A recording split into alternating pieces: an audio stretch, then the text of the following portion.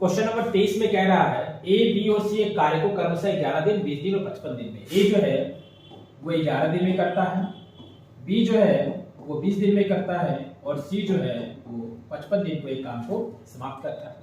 यदि ए के सहायता से एक दिन बीतता अगले दिन सी, मतलब ए के साथ एक दिन ए रहेगा, सॉरी ए के साथ एक दिन बी रहेगा और एक दिन सी रहेगा, तो काम हमारा कितने दिनों में समाप्त होगा ये हमें बताना है।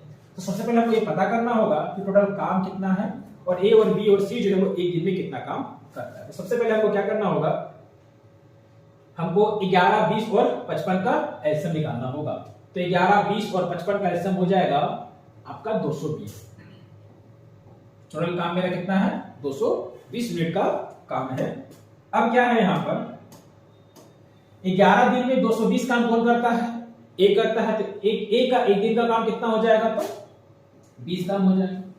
20 दिन में 220 काम कौन करता है, बी करता है, तो बी का एक दिन का काम कितना हो जाएगा, 11 काम हो जाएगा।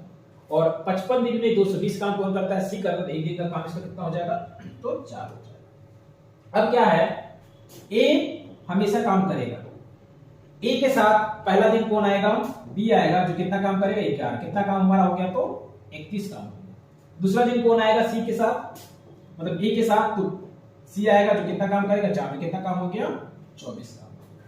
तो ये जो है एक दिन का काम और ये दूसरे दिन का काम, यानी ये 2 दिन का काम जो है वो कितना हो रहा है 5 और ये 5 55 हो रहा है। 2 दिन का काम कितना हो रहा है 55 हो रहा है। हमको करना कितना काम है 220 काम करना। तो 55 को हम 4 से गुना करते हैं तो हमारा हो जाता है कितना 220 हो जाता है। ये 55 कितने दिन का काम था 2 दिन, और हमको 55 55 4 बार लेना पड़ा, यानी कि 4 गुना 2 यानी कि हमारा हो गया 8 दिन, जो कि ऑप्शन नंबर 12 है।